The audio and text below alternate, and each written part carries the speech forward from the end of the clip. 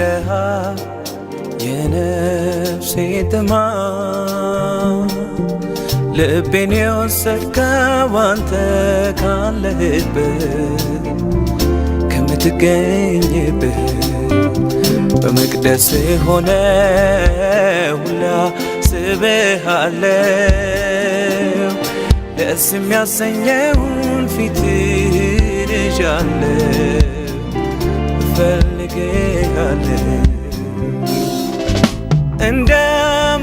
እንደምትናፍቅ ዋላ ወደ ውሃ አግኝታ እስክትረካም ከዛ በበረሃ መስገን ማራው ዮሐንስ ወንጌል ምዕራፍ 3 ከቁጥር 25 ጀምሮ እስከ 30 ድረስ ያነበውና የምፈልገው ቃል ቁጥር 30 ላይ ያለው ነው።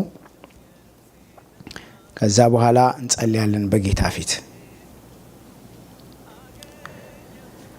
ስለዚህም በዮሐንስ ደቀ መዛሙርትና በአይሁድ መካከል ስለማንጻት ክርክር ሆነ። ወደ ዮሐንስም መጥተው መምህር ሆይ በዮርዳኖስ ማዶ ካንተ ጋር የነበረው አንተም የመሰከርክለት እነሆ እርሱ ያጠምቃል፣ ሁሉም ወደ እርሱ ይመጣሉ አሉት።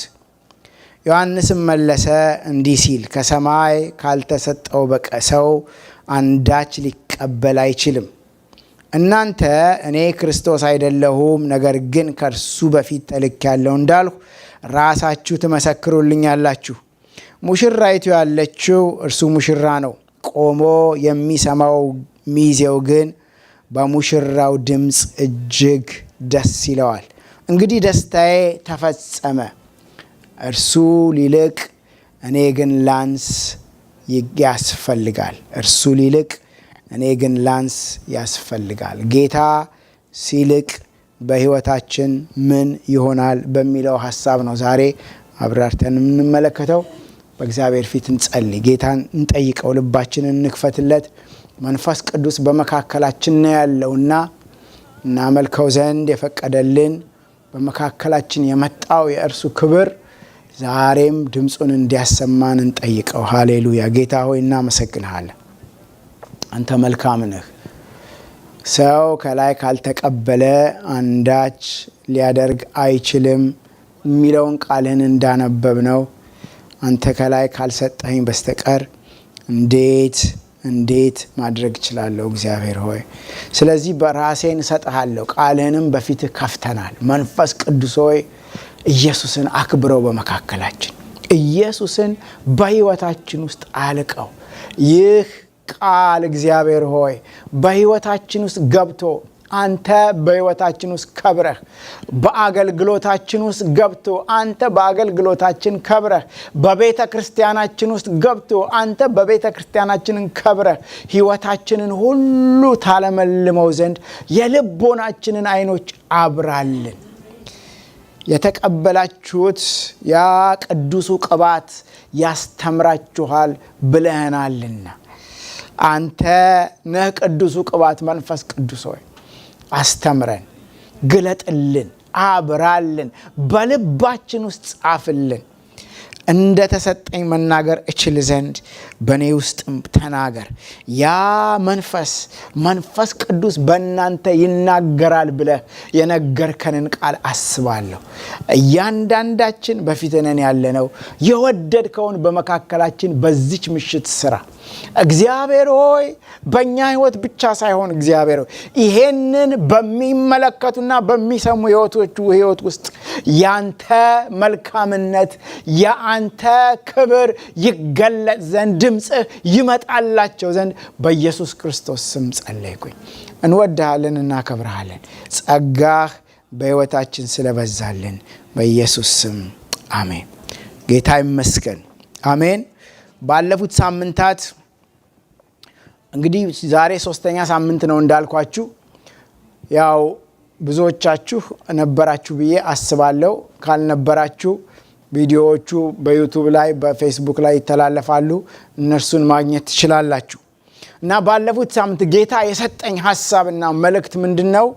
ጌታ ኢየሱስ በሕይወታችን ሊከብር ይፈልጋል።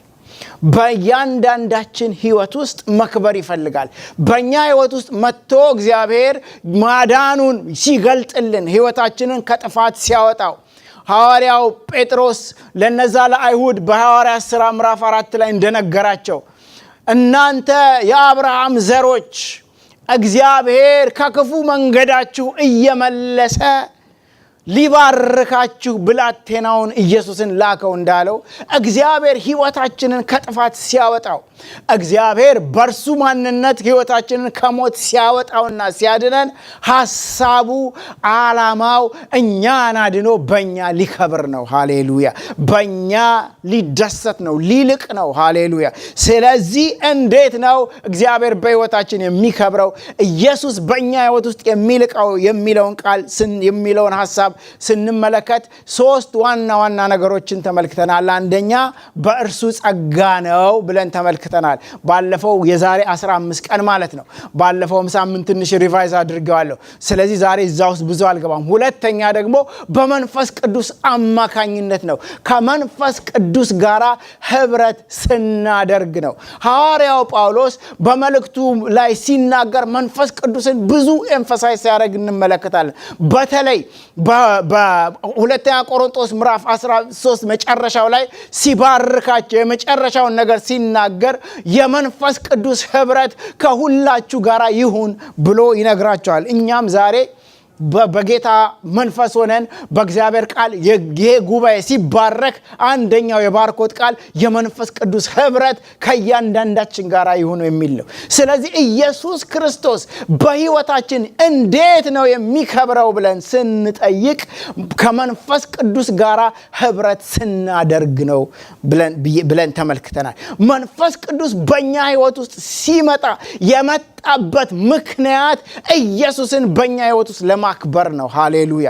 ሐዋርያው ጴጥሮስ በሐዋርያት ሥራ ምዕራፍ 2 ላይ ለነዛ ለተሰበሰቡ ሰዎች ሲነግራቸው ኢየሱስን እግዚአብሔር የሞትን ጣር አጥፍቶ አነሳው። እናንተ በውሸት እንዳወራችሁት እናንተ ከናንተ አንዳንዶቹ ደቀ መዛሙርቱ ባዲውን ሰረቁት እንዳሉት አይደለም። እግዚአብሔር የሞትን ጣር አውጥቶ አንስቶት ከፍ አድርጎ መንፈስ ቅዱስን አፈሰሰልንና እንደከበረ ገለጠው አለ። ስለዚህ የመንፈስ ቅዱስ መምጣት የመንፈስ ቅዱስ መውረድ የኢየሱስን መክበር ለማሳየት ነው። በእኛም ህይወት ውስጥ መንፈስ ቅዱስ ሲመጣ መንፈስ ቅዱስ ሲወርድ መንፈስ ቅዱስ ሲገለጥ ከመንፈስ ቅዱስ ጋር ህብረት ስናደርግ ኢየሱስ ክርስቶስን ያከብረዋል። ኢየሱስ ክርስቶስን ያከብረዋል። የመንፈስ ቅዱስ ሥራ በኋላ መጣበታለሁ። አንደኛው ጌታን ማክበር ነው በህይወታችን ውስጥ። እንዴት አድርጎ ነው ጌታን የሚያከብረው በህይወታችን ውስጥ? የመጀመሪያ የሚያደርገው ህይወታችንን ትራንስፎርም አድርጎት ነው፣ ቀይሮት ነው። ከአመፀኛ ህይወት ውስጥ ከክፋት ህይወት ውስጥ ከተበላሸ ማንነት ውስጥ አውጥቶ አጥቦ ባለፈው ጊዜ ቲቶ ላይ እንዳነበብኩላችሁ ምን ይላል? መንፈሱን አፍስሶ አጥቦ ያንን ማንነት ትራንስፎርም ሲያደርግና ሲቀይረው ኢየሱስ ክርስቶስ በእኛ ህይወት ውስጥ ይከብራል። ሐዋርያው ጳውሎስ ነፍሰ ገዳይ ነበረ። ሐዋርያው ጳውሎስ አሳዳጅ ነበረ። ራሱም እንደሚናገረው አሳዳጅ ነበርኩኛል። ነገር ግን እግዚአብሔር በመንፈሱ መጣና አሁን ምን ትጠብቃለህ አለኝ አለ። ሐናንያ መጥቶ ምን ትጠብቃለህ?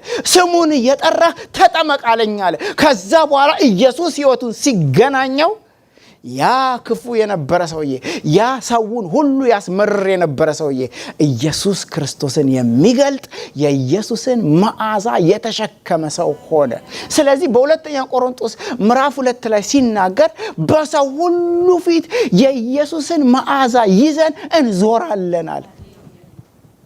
ለሚድኑት የህይወት ሽታ ነናል፣ ለሚጠፉት ደግሞ የሞት ሽታ ነን አለ።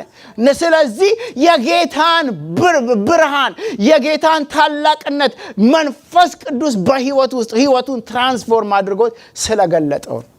ስለዚህ በሄደበት ሁሉ የመጀመሪያ ጥያቄው ኤምፋሲሱ ምን መሰለ? መንፈስ ቅዱስ ከናንተ ጋር ይሁን።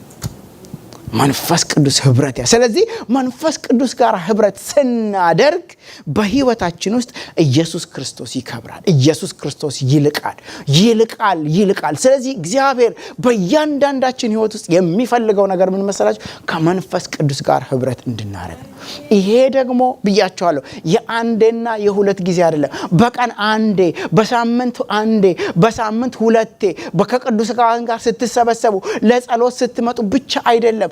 መንፈስ ቅዱስ ኢየሱስ ክርስቶስ ከደቀ መዛሙርቱ ጋር ሌትና ቀን አብሯቸው እንደነበረ መንፈስ ቅዱስም በእኛ ውስጥ ሆኖ 24 ሰዓት ከኛ ጋር ነው። ሃሌሉያ። እንደውም ጌታ አላቸው ደቀ መዛሙርቱን እኔ ብሄድ ይሻላችኋል። ለምን? እኔ ሲሄድ ነው አጽናኙ የሚመጣው። ለምንድን ነው ኢየሱስ ያለው? ኢየሱስ ደሙን አፍስሶ ኃጢአትን ማጠብ ነበረበት ያ አጽናኝ መንፈስ ቅዱስ እንዲመጣ።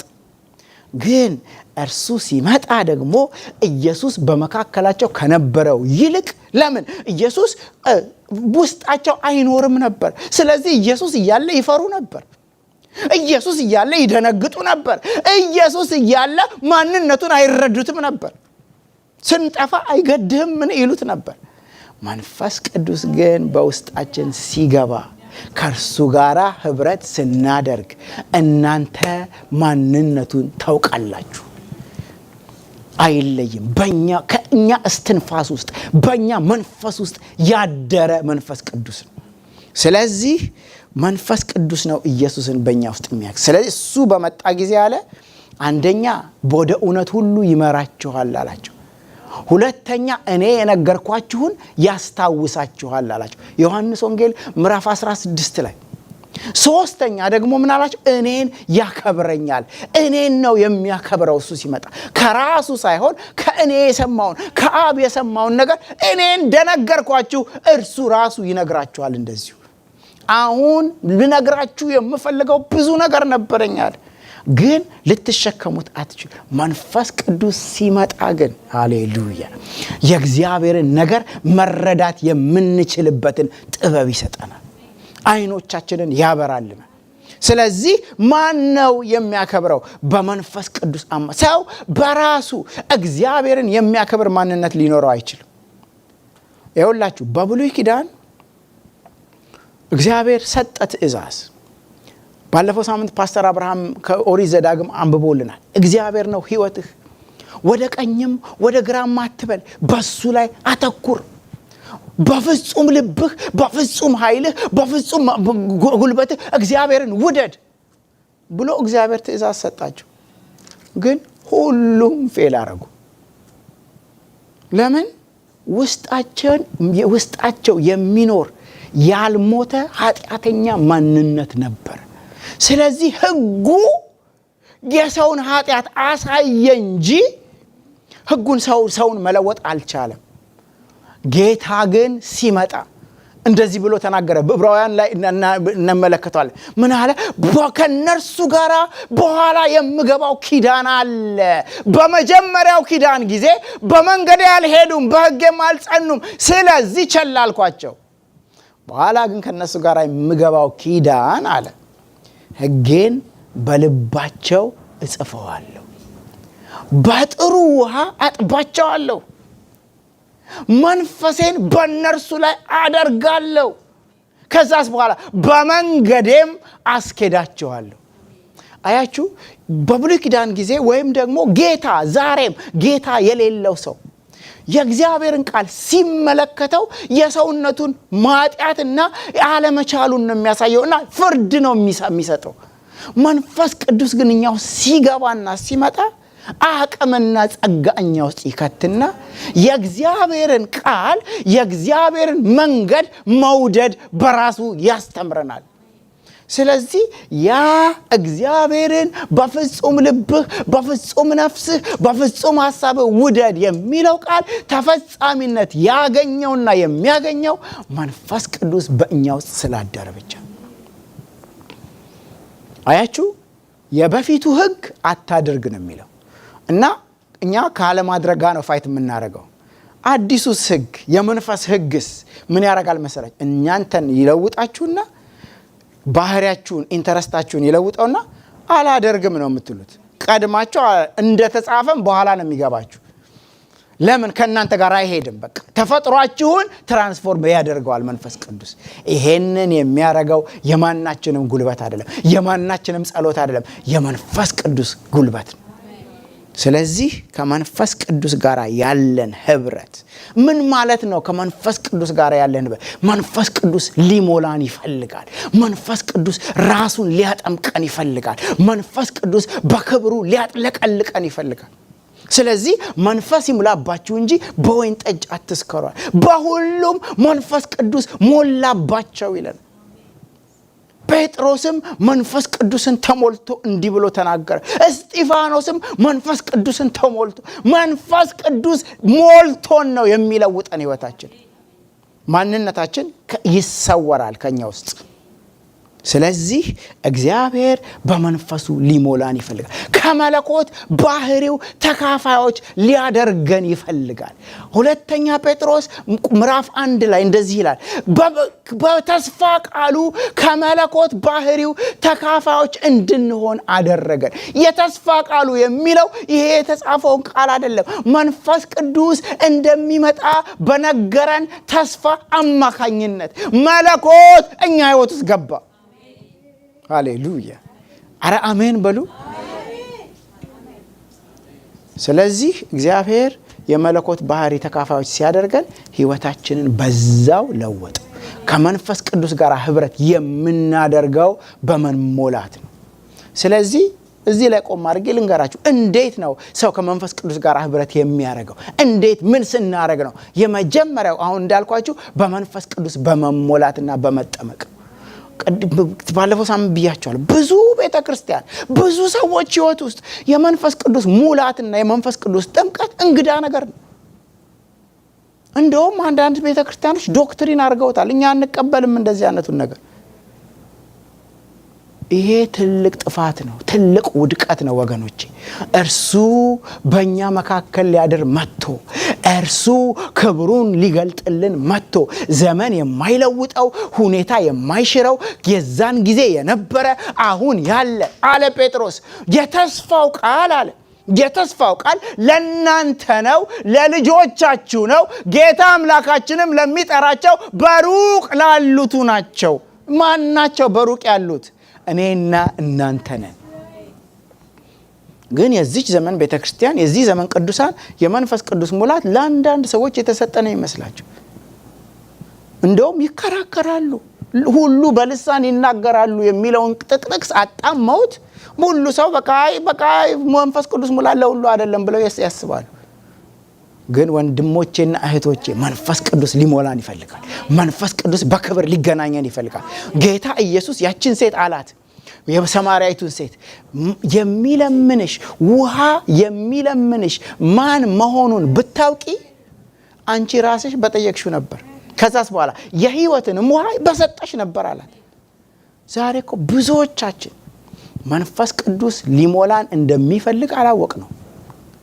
ስለዚህ ወይ የራሳችንን መንገድ እንከተላለን ወይም ደግሞ ኢግኖር አድርገን ነው በቃ በመጣ ጊዜ ይምጣ። እንደዚህ ያው አንድ ጊዜ አንዲት እህት በኢየሱስ ያው አንድ ጊዜ አንዲት እህት ብዙ አመቷ ነው በጌታ በጣም ብዙ አመቷ ነው፣ ግን በቃ አትፈልግም መንፈስ ቅዱስ መሞላት። እና እኔ የምሰማው አለችኝ ዳዳዳ ባባባ የሚል ሰው ብቻ ነው የምሰማው፣ አንድም ሰው ምንም ለውጥ አላየሁም ምናምን አለች። ውስጤ በጣም አዘነ። እግዚአብሔር ይፈልጋል ህይወታችንን ሊሞላው። እግዚአብሔር በክብሩ ሊገናኘን ይፈልጋል። ግን በፈለግነው መጠን ነው። በዮሐንስ ወንጌል ምዕራፍ 7 ላይ ጌታችን ኢየሱስ ክርስቶስ በበዓሉ በመጨረሻው ቀን እንዲህ ብሎ ጮኸ ይላል። 7 ቁጥር 48 ላይ ማንም የተጠማ ቢኖር ይምጣና ይጠጣ ብሎ ጮኸ ይላል። መጽሐፍ እንደሚል በእኔ የሚያምን ከሆዱ የህይወት ውሃ ወንዞች ይፈልቃሉ ብሎ ጮኸ ይላል። ለምን ጮኸ? አቴንሽን አላገኘም፣ የሚሰማው የለም። በእርሱ የሚያምኑት ስለሚቀበሉት ስለ መንፈስ ቅዱስ ተናገረ አለ ዮሐንስ። ኢየሱስ አልከበረም ነበርና መንፈስ ገና አልወረደም ማለት። ጌታ በመንፈስ ቅዱስ ሊያጠምቀን ይፈልጋል። ወንድሞቼና እህቶቼ ይሄ ደግሞ ባለፈውም ጊዜ ነግሬያችኋለሁ፣ የአንድ ቀን ኤክስፒሪየንስ አይደለም። መንፈስ ቅዱስ ዛሬም መጥቶ ሊሞላ ይሄ ኤፌሶን ምዕራፍ 5 ላይ የተጻፈው ነገር አስቡ። በወይን ጠጅ አትስከሩ ሲል የሚሰክር ሰው አንዴ ነው እንደሚጠጣው? ደግሞ ደጋግሞ ነው የሚያደርገው። ሁለተኛ ደግሞ ሐሳቡ በወይን ጠጅ እንደሚቆጣጠረው ሰው ማለት ነው። መንፈስ ቅዱስ ህይወታችንን ሊመራው ሲፈልግ በመንፈሱ በኃይል በእኛ ህይወት ውስጥ ይመጣል። ስለዚህ ለጸሎት በተንበረከካችሁ ቁጥር፣ ጌታን ባሰባችሁት ቁጥር፣ ስሙን በጠራችሁት ቁጥር፣ ከእርሱ ጋር ህብረት ባደረጋችሁ ቁጥር መንፈስ ቅዱስ ሊሞላባችሁ ይችላል ጌታ። በዮሐንስ ራእይ ጌታ ኢየሱስ ስለተናገራቸው አብያተ ክርስቲያናት ስትመለከቱ የሚነቅፋቸው ሰዎች አሉ። አብያተ ክርስቲያናት አንደኛው የኤፌሶን ቤተክርስቲያን የተነቀፈው የቀደመውን ፍቅርህን ትተሃል የሚል ሌጋሊስቲክ ሆኗል ሰውየው። ምን እንደሆነ እንደሚያደርገው ታውቃላችሁ? መንፈስ ቅዱስን ቸል ማለት ነው። በመንፈስ የምትቃጠሉ ሁኑ ይላል ቃሉ። ምን ማለት እንደሆነ ታውቃላችሁ? መንፈስ ቅዱስ በየጊዜው እየመጣ ሲሞላን ማለት ነው። ይሄ ክርስትናችሁን ዛሬ 30 ዓመትም ገቡበት እስከ ዛሬ ድረስ ፍሬሽ ያደርገዋል። በኋላ መጣበታል። ሁሌ በጌታ ፊት ሁሌ ድምጹን ትሰማላችሁ፣ ሁሌ ፊቱን ታያላችሁ፣ ከክብር ወደ ክብር ትለወጣላችሁ።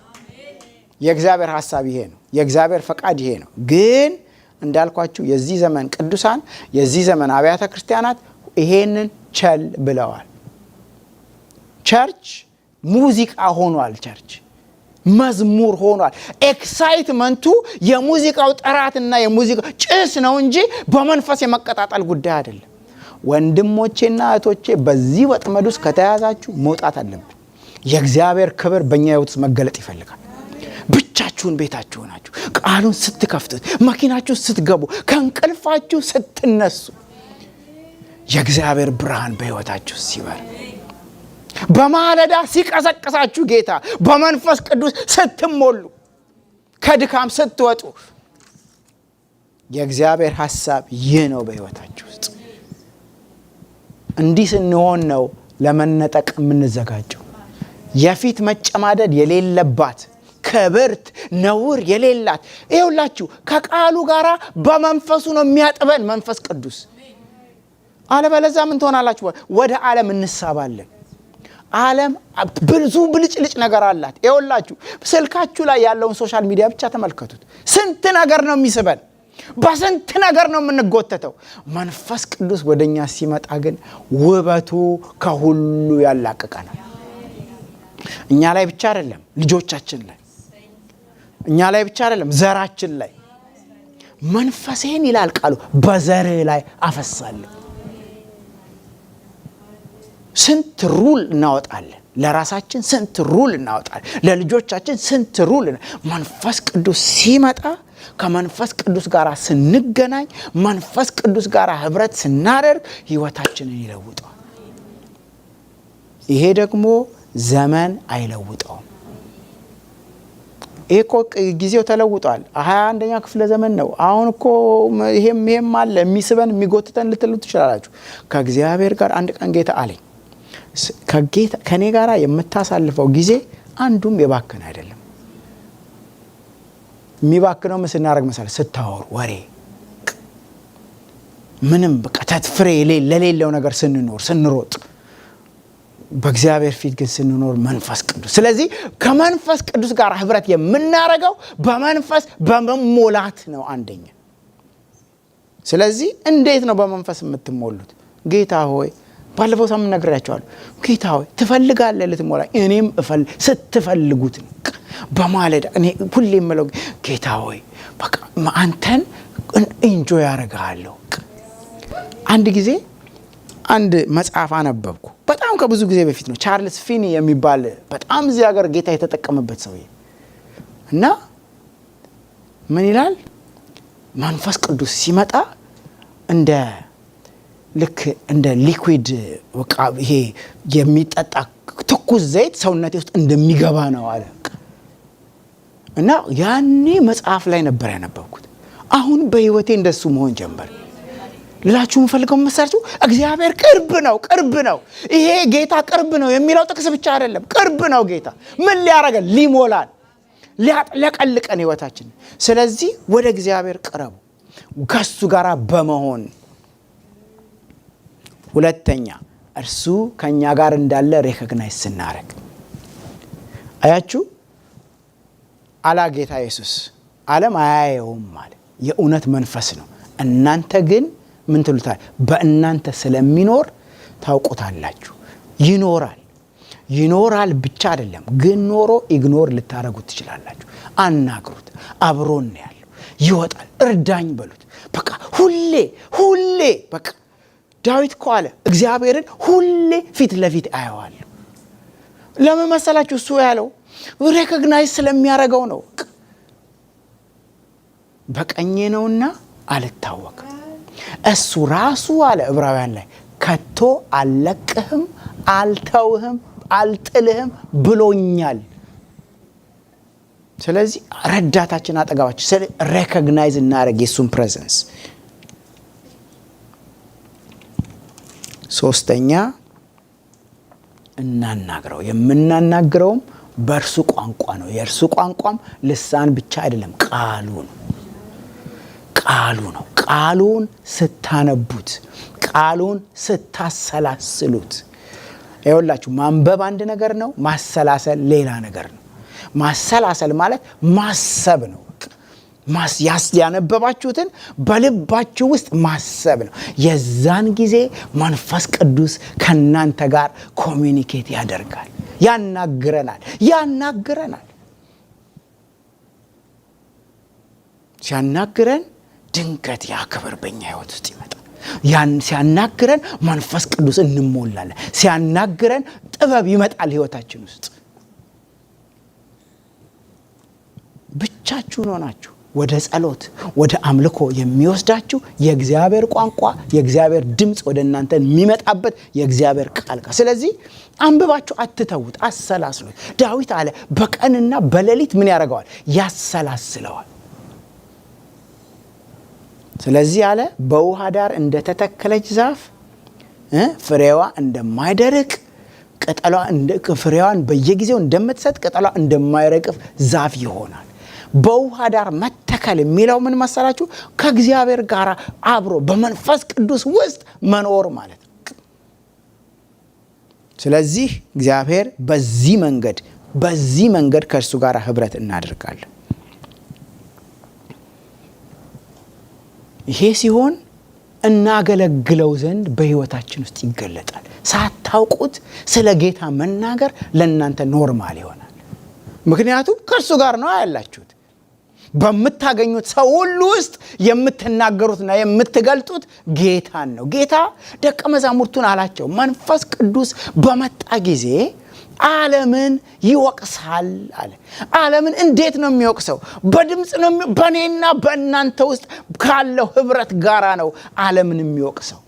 ምን ማለት ነው? ዓለምን ለዓለም የጌታን ማንነት ይገልጣል መንፈስ ቅዱስ ማለት በእኛ ውስጥ ሆኖ በአንደበታችን በህይወታችን በሶስት ነገር አለ ይወቅሳል ብሎ። አንደኛ በእኔ ስለማያምኑ ነው አለ ዮሐንስ ወንጌል ምዕራፍ 16 ላይ።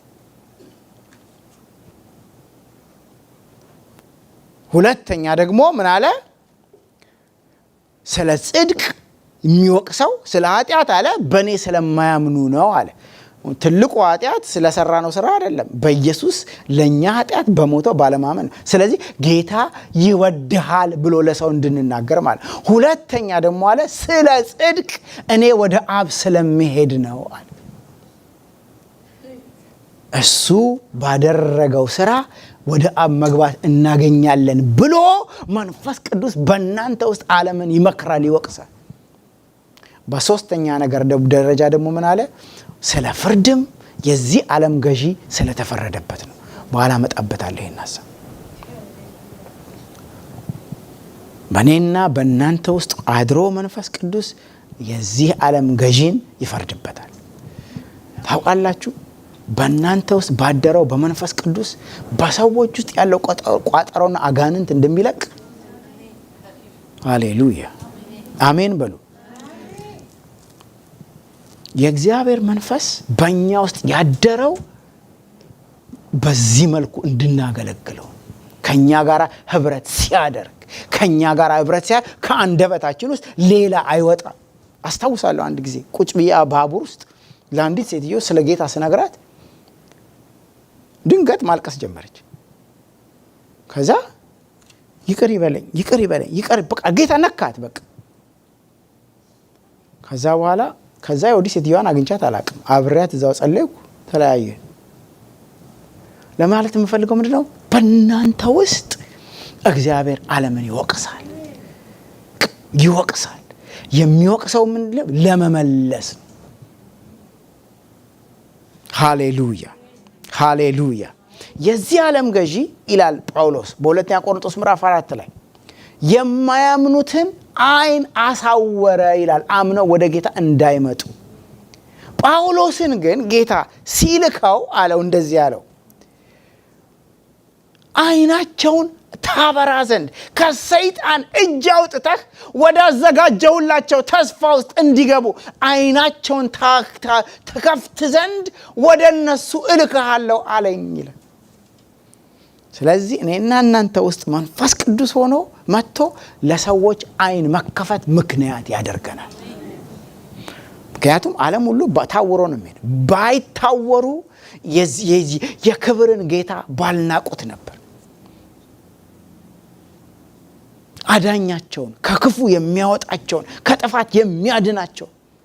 ስለዚህ የእግዚአብሔር ጋር ህብረት የምናረገው ስናረግ ከመንፈስ ቅዱስ ጋር በህይወታችን ይሁን። በሶስተኛ ደረጃ ያየነው ኢየሱስ ክርስቶስ የሚከብረው በህይወታችን ውስጥ እኛ ስንዋረድ ነው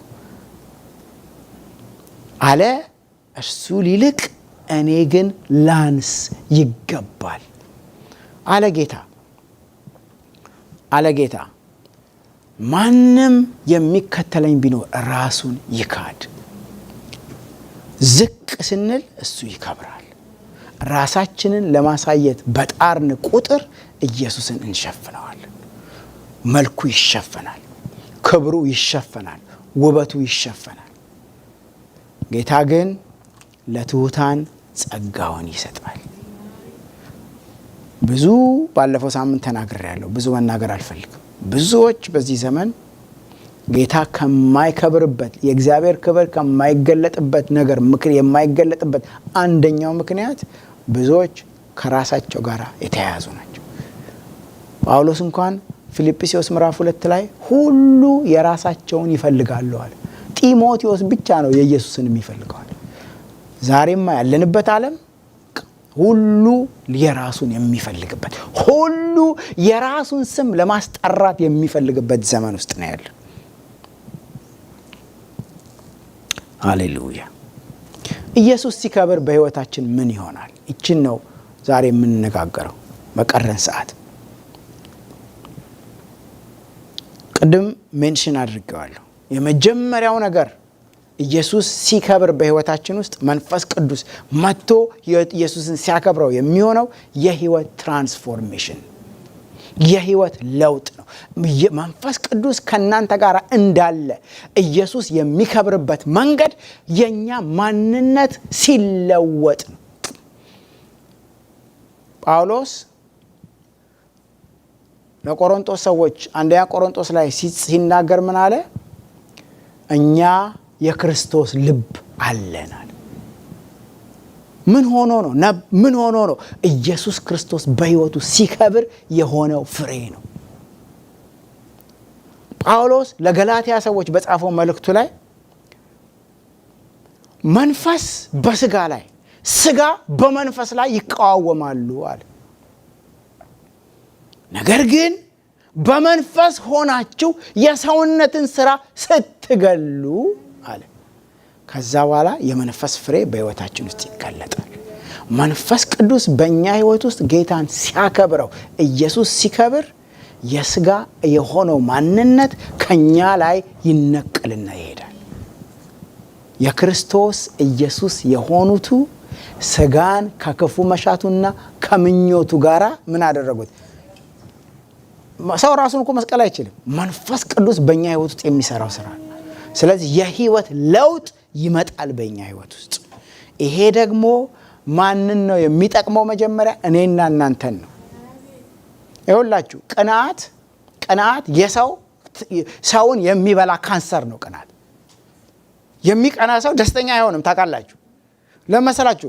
እሱ ያገኘው ነገር ሳይሆን ሌላኛው ሰው ያገኘው ነገር ነው የሚያበሳጨው።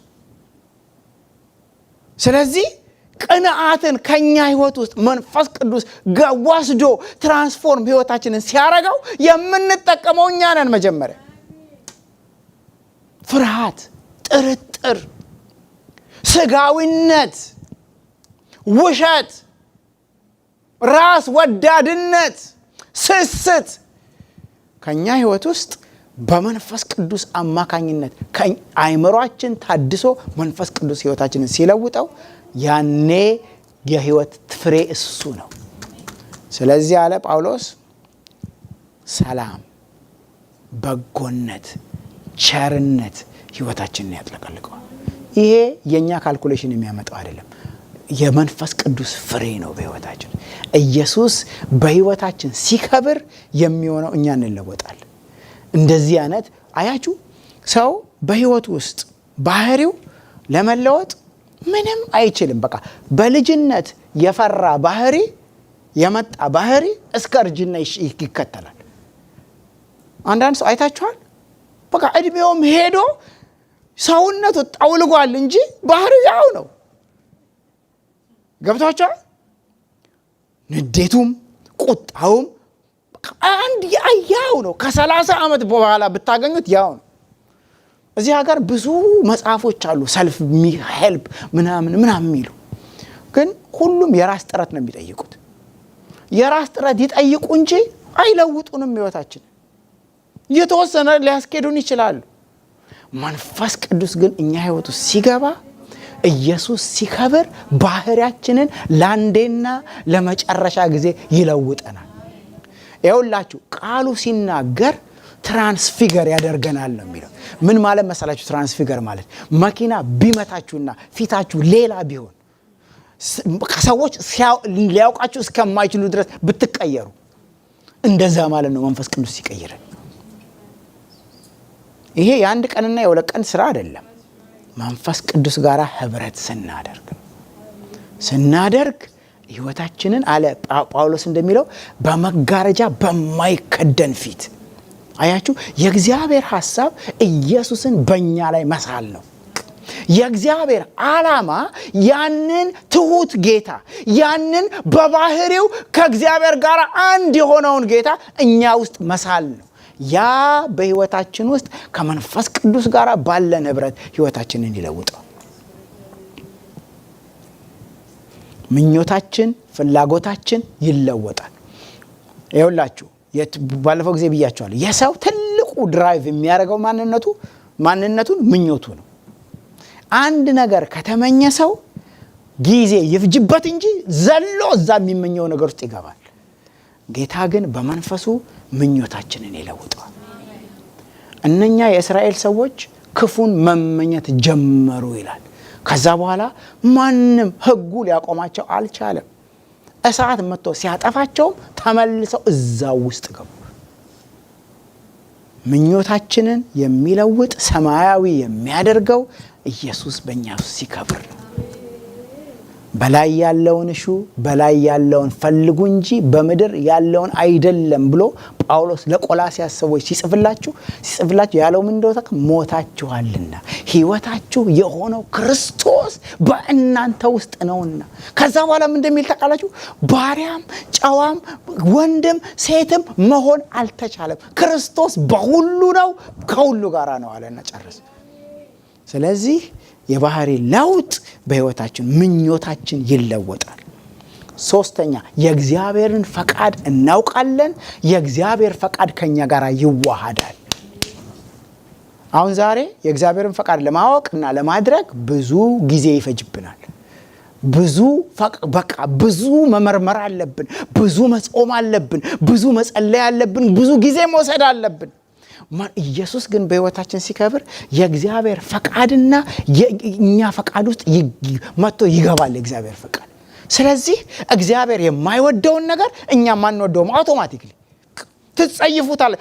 ክፉን ተጸየፉት እኮ ሲል በቃ መጥቶ በቃ አላደርግም አላይ በሚል እናንተም ትጸየፉታላችሁ። ባህሪያችን በዛ መልኩ ይለወጣል። የእግዚአብሔር ፈቃድ ይገባናል። መንፈስ ቅዱስ የሚመራው ህይወት ይኖረናል። የእግዚአብሔርን ፈቃድ የሚገልጥልን አለ ጳውሎስ እንደ እግዚአብሔር መንፈስ የለም አለ። በሰው ልብ ውስጥ ያለውን ከራሱ ከሰውየው በስተቀር ማንም ሊያውቅ አይችልም። እኛ ደግሞ የእግዚአብሔርን ፈቃድ እንዲሁ እናውቅ ዘንድ የእግዚአብሔርን መንፈስ እንጂ የዓለምን መንፈስ አልተቀበልንም። አያችሁ፣ የእግዚአብሔርን ፈቃድ ማወቅ አንድ ነገር ነው፣ የእግዚአብሔርን ፈቃድ ማድረግ ሌላ ነገር ነው። ሁለቱንም ግን መንፈስ ቅዱስኛ ውስጥ ይገጥመዋል። ሃሌሉያ ሃሌሉያ።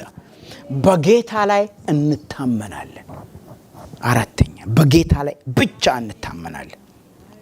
ኤፌሶን ምዕራፍ 3 ከቁጥር 12 ጀምሮ ጳውሎስ አለ ሲጸልይላቸው በውስጥ ሰውነታችሁ በመንፈሱ በኃይል እንድትጠነክሩ ክርስቶስ በልባችሁ በእምነት እንዲኖር የእናንተ ስርና መሰረት በፍቅር እንዲጸና ጸልይላቸዋለሁ አላቸው። ስለዚህ ኢየሱስ በእኛው ሲከብር ሁሌ በጌታ መታመን ይኖርልናል። ለዚህ እኮ ነው ጳውሎስ በዛ ማዕበል ውስጥ ሆኖ እንደተናገረኝ እንደዚሁ እንደሚሆን ምን አረጋዋለሁ? አምነዋለሁ። ማንም ሰው ሊያምን አልቻለም። እንኖራለን የሚባል ተስፋ የለም ነበር አለ። 14 ቀን ሙሉ ጨለማ ነበር። ሰይጣን እኮ ይመጣል፣ ክፉ ይመጣል። ግን በጌታ ከመታመን ምንም አይነቀንቀን።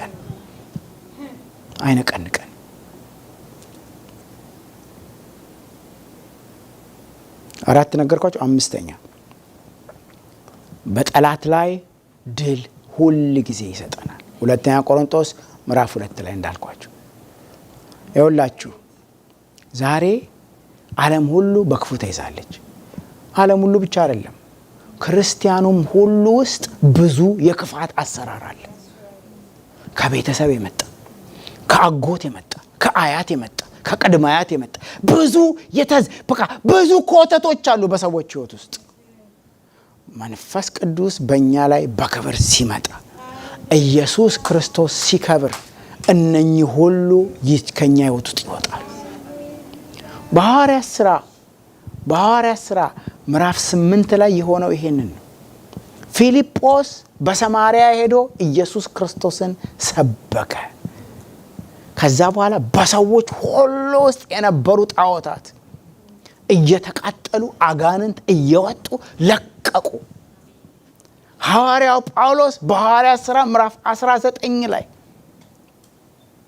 ምዕራፍ 18 እና 19 ላይ ኤፌሶን ሄዶ በሚያገለግልበት ጊዜ በኤፌሶን በእስያ ያሉት ሁሉ ቃሉን ሰሙ ይላል። ምን እንደሚል ታውቃላችሁ?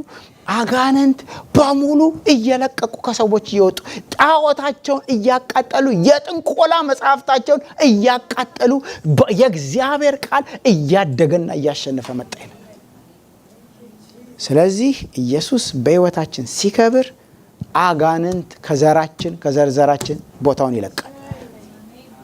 ይሄ ደግሞ የታመነና የታወቀ ነገር ነው። በጋሽ ዳንኤል አገልግሎት ብዙዎች ሰምታችኋል፣ ታውቃላችሁ። ገና በዛ በሪቫይቫሉ ጊዜ መሰረተ ክርስቶስ የሚባለው አካባቢ አጋንንት አይቆምም። አንድ ልጅ ሲናገር ነው የሰማሁት ምስክርነት። እኔ በጣም አላውቅም። እኔ እዚህ ሀገር ነው ጌታን ያገኘሁት። ምን አለ? እናቴ አበደችብኝ አለ። ልጆኜ ነው አለ። እናቴ አበደችና በየመንገዱ ትዞራለች አለ። በቃ ልብሷን እያወለቀች ትዞራለች። በቃ እሷን ከኋላ መኪና እንዳይገጫት እያልኩ ከተላለሁ አለ። ከዛ አንድ አጎቴ እዛ ኦሎምፒያ የሚባል ቦታ መሰረተ ክርስቶስ የሚፈውስ ሰው አለ፣ ይዟቸዋት ሂዱ ተብሎ አታለዋት ይዘዋት ሄዷል። ገና ግቢ ውስጥ ስትገባ አጋንንት ከሳወጣል። ጌታ ህይወታችንንም ሲቆጣጠረው፣ ጌታ አገልግሎታችንን ሲቆጣጠረው፣ ጌታ ቤተ ክርስቲያንን ሲቆጣጠር፣ ኢየሱስ ሲከብር እንደዚህ ነው የሚሆነው። ጌታ እኮ በምኩራብ ሲገባ የከረመ አጋንንት የያዘ ሰው ጠብ ገብቶጃ ምን ልሰራ መጣ? ያው እንዲህ ነው የእግዚአብሔር አሰራር። ምን ሲሆን? ኢየሱስ ሲከብር የሚፈራው ፍሬ ይሄ ነው። እና እኛ ዛሬ ብዙ እንታገላለን። ብዙ ድምጻችን እስኪነቃ ድረስ እንጮሃለን፣ ውጣ እያለን እንዴ ሌሊቱን እኔ አስታውሳለሁ። በቃ ሲጮህ ሳይወጣ አጋንንቱ። ጌታ ግን ሲከብር በህይወታችን ውስጥ ክፉ ከህይወታችን ይወጣል። በቃ አንዳንዴ ኢትናት አጋንንት ማደር ብቻ አይደለም። አንዳንዴ የሰዎችን ህይወት ያጠቃል። በቃ ትዳርን ያጠቃል፣ አደጋ ውስጥ ይከታል። ገብቷቸዋል። በቃ አንዳንዴ ኑሮን በሙሉ ያጨናግፋል፣ ቢዝነስን ይመታል። አንዳንድ ሰዎች የሚገቡበት ማጥ በቃ ይሄ ነው አይባልም። ግን ዞር ብላችሁ ስታዩት ሰንበዲ ደግሞባቸዋል፣ ሰንበዲ እንደዚህ አስጠንቁሎባቸዋል። እኛ ጋርማ የምትሃት አገር ነው። መንፈስ ቅዱስ ሲከብር ግን ይሰብረዋል። ከልጆቻችን ላይ ይሰብረዋል፣ ከአባቶቻችን ላይ ይሰብረዋል። ስለዚህ ጌታ አላቸው በጠላት ሁሉ ኃይል ላይ ስልጣንን ሰጠዋችሁ፣ በጌታና በኃይሉ ችሎት የበረታችሁ ሁኑ፣ የዲያብሎስን ሽንገላ ትቃወሙ ዘንድ፣ በክፉ ቀን ጸንታችሁ ትቆሙ ዘንድ። የእግዚአብሔር ዕቃ ጦር ጌታ ሲከብር በሕይወታችን ውስጥ ይሄ ነው የሚሆን። አጋንንት አይቆምም በሕይወታችን ውስጥ፣ የክፉ ስራ ይበተናል።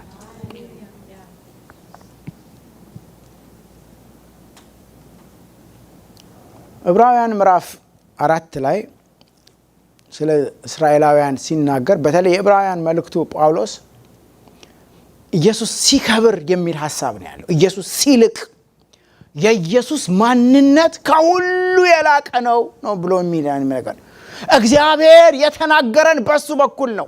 እግዚአብሔር ድምጹን ያሰማን በሱ በኩል ነው። እርሱ የክብሩ መንጸባረቅ የባህሪው ምሳሌ ነው። ኃጢአታችንን በራሱ ያነጻ ነው። በግርማው ቀኝ የከበረ ነው ብሎ የኢየሱስን መላቅ ይናገርና ኢየሱስ የሚከብረውና የላቀው ከፍ ያለው ደግሞ እኛን ወደ እረፍቱ ሊያስገባን ነው አለ። ስለዚህ ኢየሱስ በሕይወታችን ሲከብር ዕብራውያን ምዕራፍ 4 ላይ እንደሚነግረን ወደ እግዚአብሔር እረፍት እንገባለን። ማለት ምን ማለት ነው? ሕይወታችን በእርሱ ያርፋል። አገልግሎት ስትራግል አይደለም። አገልግሎት ጸሎት ስትራግል አይደለም። ገብቷችኋል? በቃ አመጣን እንዴት ነው የማረገው? ብዙ አይደል። እኛ ሁላችን ከሙላቱ ተቀበልን ወደ እረፍት፣ ኢየሱስ በጨረሰው ስራ፣ ኢየሱስ በፈጸመው ነገር ውስጥ መግባት። ስለዚህ ሐዋርያት እኮ ታውቃላችሁ አገልግሎታቸው በመንፈስ ቅዱስ ስለነበረ ምንም ስትራግል አልነበረው። ከእናቱ ማዕፀን ጀምሮ ሽባ የነበረውን ሰውዬ አንተ አለው ጴጥሮስ በቃ ወደ እኔ ተመልከት። በቃ ያ ነው እኮ በቃ አገልግሎት። በናዝሬቱ በኢየሱስ ክርስቶስ ስም ተነስ፣ ኤንያ ሆይ አልጋን አንጥፍ፣ ኢየሱስ ክርስቶስ ያስነሳሃል። ምን ማለት ነው? ወደ እረፍት መግባት። በመጨረሻም የእግዚአብሔር ክብር በሕይወታችን ውስጥ ይገለጣል። አያችሁ፣ በብሉይ ኪዳን ብዙ ሰምተናል። እነ ሙሴ ያዩትን እኔ ስንበረከክ ሁሌ እኔው እኮ ነኝ ይለኛል ጌታ። ለእነ ሙሴ እኮ የተገለጥኩት እኔ ነኝ። እኛ እነ ሙሴ እግዚአብሔር በቁጥቋጦ ሲያናግራቸው አለ እግዚአብሔር አፍ ለአፍ አናገርኩት ሙሴናል። ኢየሱስ መጣና በመካከላችን አደረ። መንፈስ ቅዱስ መጣና የእግዚአብሔር ክብር ውስጥ አስገባን። ጌታ ምን እንዳላቸው ደቀ መዛሙርቱን? እናንተ የምታዩትን ብዙዎች ሊያዩ ምን አሉ? ተመኙ፣ ግን አላገኙም። እነርሱ ደከሙ፣ እናንተ በድካማቸው ገባችሁ አለኝ ጌታ። እኔ ደከምኩልህ አንተ እዚህ ውስጥ እንድትገባ አለኝ። እሱ ደከመ። በህይወቱ ደከመ ስላችሁ ደከመ፣ በቃ ተሰቃየ፣ ተቀብት፣ በቃ ሞተ፣ ተቀበረ፣ ተቀበለ መከራ። ምን እንድንሆን? እኔና እናንተ የእግዚአብሔር ክብር ውስጥ እንድንገባ። ስለዚህ በዮሐንስ ወንጌል ምዕራፍ 17 ላይ ኢየሱስ ክርስቶስ በአባቱ ፊት ሆኖ የጸለየው ጸሎት እነሱ ክብርህን ያዩ ዘንድ እኔ ስለነርሱ በቃ ጽድቅና ቅድስና ሆኛለሁ፣ እነርሱ ክብሬን ያዩ ዘንድ የሰጠኸኝን ክብር ሰጠኋቸው።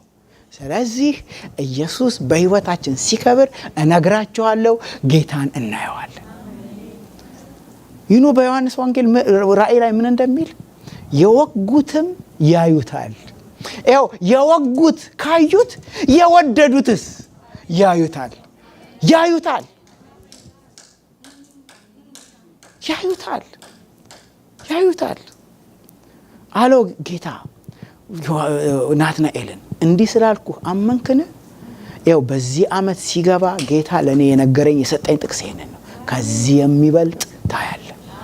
ያ የሚበልጠው የእግዚአብሔር ክብር የሰው ልጅ በመላእክት በሰው ልጅ ላይ ሲወጡና ሲወርዱ ታያለ። ወሰዳቸው፣ ሶስቱን ይዞ ተራራ ላይ ይዟቸው ወጣ። ከዛስ በኋላ ፊቱ እንደ እሳት በቃ እንደ ፀሐይ በራ። ከዛ በኋላ ጴጥሮስ ምን እንዳለ ታውቃላችሁ? ከገናናው ክብር በእርሱ ደስ የሚለኝ የምወደው ልጄ የሚለውን ድምፅ ሰምቼ ነው እንጂ በብልሃት የተፈጠረ ተረት ልነግራችሁ አይደለም እዚህ ቁጭ አልኩ። ለእኔና ለእናንተም የሰው መገለጥ የትም አያደርሰን፣ እርሱ ራሱ ለእኛ ያበራልን። ዛሬ ብዙ ሰዎች ጌታ እንደሚገለጥላቸው፣ ግን ምንድን ነው ልዩነታቸው? ሌላ ምንም እኮ ልዩነት የለውም። ኢየሱስ ለሁላችን ሞቷል። ሊገለጥልን ይፈልጋል። ክብር ውስጥ ሊያስገባን ይፈልጋል። በጌታ ቀን በመንፈስ ነበርኩ፣ ከመንፈስ ቅዱስ ጋር ህብረት አደርግ ነበር። ድንገት ያ ድምፅ መጣ። ድንገት የሚናገረኝንም አየዋለሁ ብዬ ዞር ሲል እንደ እሳት የሚያበራውን ፊት አየዋል። ስለዚህ እግዚአብሔር ወደ ክብሩ ያስገባናል። እግዚአብሔር ወደ ክብሩ ያስገባናል። ይሄ የሚሆነው እኔና እናንተ ዝቅ ስንል እርሱ እንዲከብር ስንፈቅድለት። አገልግሎታችን በእግዚአብሔር ክብር ይሞላል። ህይወታችን በእግዚአብሔር ክብር ይሞላል። ቤተ ክርስቲያናችን በእግዚአብሔር ክብር ይሞላል። ሌላ ጊሚክስ አያስፈልግም። ሰው እኮ ገብቷችኋል? ሌላ ነገር አያስፈልገንም። የእግዚአብሔር ክብር ይምጣ። ስንቶቻችሁ የእግዚአብሔር ክብር የሚለውን መጽሐፍ እንዳነበባችሁ አላውቅም፣ ግን እግዚአብሔር በክብሩ መስራት ይፈልጋል። የክብር አገልግሎት እኛን ኢንቮልቭ አያደርግም። ጴጥሮስ ጥላው ይፈውስ ነበር ይላል ቃሉ። ይኸው ሲያልፍ ድዌዎች በጥላው በኩል ሊፈወስ። ጴጥሮስ እኮ አይዛና ወሮፊት አያውቅም። ለምን? በእግዚአብሔር ክብር ተሞልቷል። ስለዚህ ዛሬ ጥያቄው ይሄ ነው። ወደዛ መቅረብ እንፈልጋለን። አንድ ነገር እናድርግ። ጳውሎስ በፊልጵስዩስ ምዕራፍ 3 ላይ የተናገረውን ቃል አስቡ። እኔ ገና እንዳልያዝኩት ቆጥራለሁ፣ እግዚአብሔር ግን ጠርቶኛል አለ። ከፍ ያለ ጥሪ ለእኔ እንዳለው አውቃለሁ አለ። ለእኔ እስካሁን ካየሁት በላይ ሌላ ጥሪ እንዳለው አውቄያለሁ አለ። ግን አንድ ነገር አደርጋለሁ አለ። የኋላዬን እየተውኩ የፊቴን እግዚአብሔር ያዘጋጀልኝን ለመያዝ ምን አረጋ? እዘረጋለሁ። መንፈስ ቅዱስ ሆይ እፈልገዋለሁ። መንፈስ ቅዱስ ሆይ ወደዛ ክብር መግባት እፈልጋለሁ። መንፈስ ቅዱስ ሆይ ካንተ ጋራ በዚህ ህብረት ውስጥ መኖር እፈልጋለሁ። ጌታ እያደር አንድ ጊዜ አለኝ ጌታ ደረጃ እንደሚወጣ ከአንድ ደረጃ ወደ አንድ ደረጃ ወደ አንድ ደረጃ ይዤ ይወጣል። ይዟችሁ ይወጣል ጌታ ይወጣል። ምን ስናረግ? በፊልጵስዩስ ምዕራፍ 3 ላይ ያለው ማንም ሌላ ሐሳብ ያለው ተመልከቱት። ምዕራፍ 3 ላይ ሌላ ሐሳብ ይሄንን ያስብ ይላል። ምን እንድናደርግ? እንዘርጋ፣ እንከፈት፣ ከእርሱ ጋር በሌትና በቀን ህብረት እናድርግ። ይኸውላችሁ ይጨምራል። የጌታ ክብር ይጨምራል።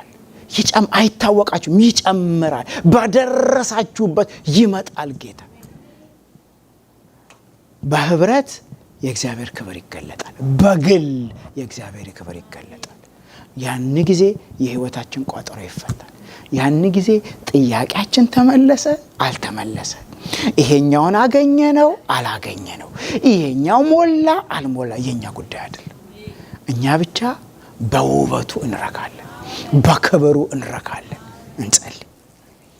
ጌታ ሆይ እናመሰግናለን። እግዚአብሔር ሆይ ጥሪ አስደናቂ ነው።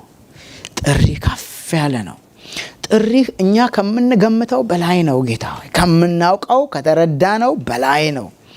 እግዚአብሔር ሆይ ኦ ሃሌሉያ፣ አንተ ታናሽ መንጋ አልከን። መንግስትን ሊሰጥህ የአባታችሁ ፈቃድ ነው አልከን ጌታ። ያ ክብር፣ ያ ውበት፣ ያ ህብረት በእኛ ውስጥ እንዲኖር ስለፈቀድክ እናመሰግናለን። አሁንም እግዚአብሔር መንፈስ ቅዱስ ሆይ ካንተ ጋር ላልተዋወቁት፣ አንተን ላልተጠመቁት፣ አንተን ላልተለማመዱት የልባቸው አይኖች እንዲበሩ እግዚአብሔር ሆይ ያንን መገለጥ እንዲያገኙ በኢየሱስ ክርስቶስ ስም ጸልያለሁ። ጌታ ሆይ አንተ ለተገለጥክላቸው ውስጣቸው ይጠነክር ዘንድ በአንተ ውስጥ አንተን ይለማመዱ ዘንድ እግዚአብሔርን፣ ክብርህን፣ መንፈስህን፣ ማንነትህን፣ ድምፅህን፣ አብሮነትህን ጌታ ሆይ ሃሌሉያ ይለማመዱ ዘንድ በኢየሱስ ክርስቶስ ስም ጸልይ። ጌታ ሆይ እንደ ከንቱ ሰምተነው አንለፍ ጌታ ሆይ፣ እንደ አንድ ትምህርትና ስብከት ሰምተነው አንለፍ ጌታ ሆይ። አንተ ግን እግዚአብሔር ያዘው ሕይወታችንን በክብርህ ጌታ ሆይ። ሌትና ቀን በአንተ ውስጥ እናድር ዘንድ፣ በአንተ እንገኝ ዘንድ ሃሌሉያ፣ እርሱንና የትንሣኤውን ኃይል አውቅ ዘንድ በእርሱ እገኝ ዘንድ እንዳለ ባሪያ በአንተ እንገኝ ዘንድ ጌታ ሆይ በኢየሱስ ክርስቶስ ስም እርዳን። ጌታ ሆይ ድንዛዜን ከቤት ላይ አንሳ፣ ሃይማኖተኝነትን ከቤት ላይ አንሳ። እግዚአብሔር ሆይ በልማድ መመላለስን፣ በልማድ ማምለክን፣ በልማድ መጸለይን፣ በልማድ ማንበብን፣ በልማድ መስበክን፣ በልማድ እግዚአብሔር ሆይ አንድን ነገር ማድረግን ከኛ ላይ አንሳና አንተ በክብር በእኛ መካከል ስራ። ሃሌሉያ። ኢየሱስ ሆይ የሞትከው ለዚህ ነው፣ የከበርከው ለዚህ ነው። ሃሌሉያ። እንወድሃለን፣ እናከብርሃለን፣ እናደንቅሃለን፣ ከፍ ከፍ እናረግሃለን። እውነትና እውነተኛና ሕያው አንተ ነህ። ሞቼ ነበርኩ ሕያው ነኝ አልክ ጌታ ሆይ ከእንግዲህ ወዲህ አታንኳኳ፣ ግባና ኑር። ክበር፣ የክብር ስፍራውን ያዝ ጌታ ሆይ ተመላለስ፣ ሕይወታችን ውስጥ ክበር። ድምፅህ ያለማቋረጥ ሕይወታችንን ይሙላው። እንወድሃለን፣ እናከብርሃለን። ስላስተማርከን ቃል፣ በእነዚህ ቀናቶች ሕይወታችን ውስጥ ስለተከልከው ጥማት እግዚአብሔር ሆይ ይቻላል ስላልከን፣ አራምድሃለሁ ስላልከን፣ ይዤ እገባለሁ ስላልከን እናመሰግንሃለን። ክብርና ምስጋና ታላቅነት ሁሉ ከዘላለም እስከ ዘላለም ለአንተ ይሁን። የሚጨነቁ የሚቸገሩ፣ በአጋንንት ሕይወታቸው የሚታሰር፣ በአጋንንት ሕይወታቸው የሚጨነቅ፣ ከቤተሰብ በመጣ ነገር ሕይወታቸው የተያዘ፣ ቢዝነሳቸው የተመታ፣ እንቆቅልሻቸው አልፈታ ያለ ሰው በኢየሱስ ክርስቶስም በክብርህ ይፈቱ። ቤትህ የመፈታት ቤት ይሁን።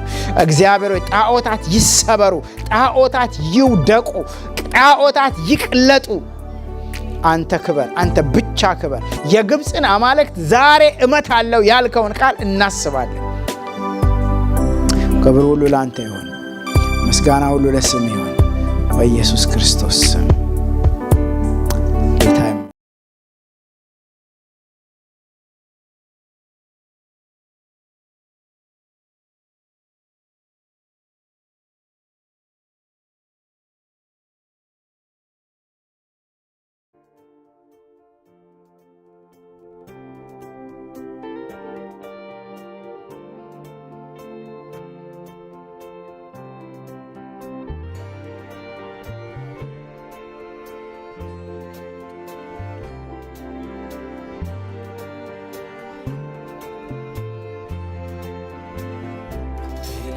ረሃብ የነፍሴ ጥማት ልቤን የወሰድከው አንተ ካለህበት ከምትገኝበት በመቅደስ ሆነ ሁላ ስብሃለው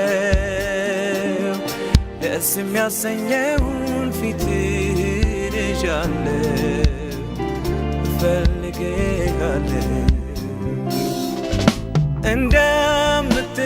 እንደምትናፍቅ ዋላ ወደ ውሃ አግኝታ እስክትረካም ከዛ በበረሃ ምንም አይታያት ማንም አያስቆማት እንዲሁ አምላኬ ነው የነፍሴ ጥማት ነው የነፍሴ ጥማት